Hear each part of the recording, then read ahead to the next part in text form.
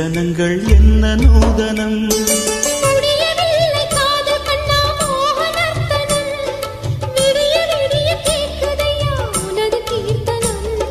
சொர்க்கம் தாண்டி செல்லும் அம்மா எனது சொப்பனம் போக போக காண வேண்டும் புதிய தரிசனம் என் கண்ணனுக்கு காதல் வந்தனம் என் கண்மணிக்கு ஜீவன் அர்ப்பணம்